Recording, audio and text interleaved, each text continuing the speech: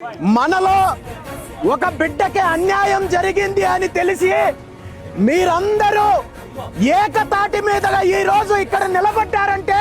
ఈ రోజు మన సమాజంలో రావాల్సిన మొట్టమొదటి మార్పు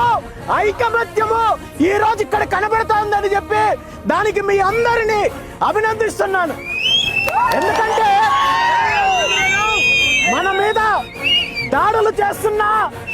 మన మీద గొడవలకు వస్తున్నా,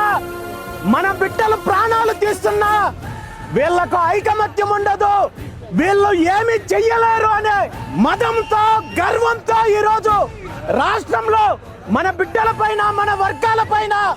అధికారం అండతో విచ్చలవిడిగా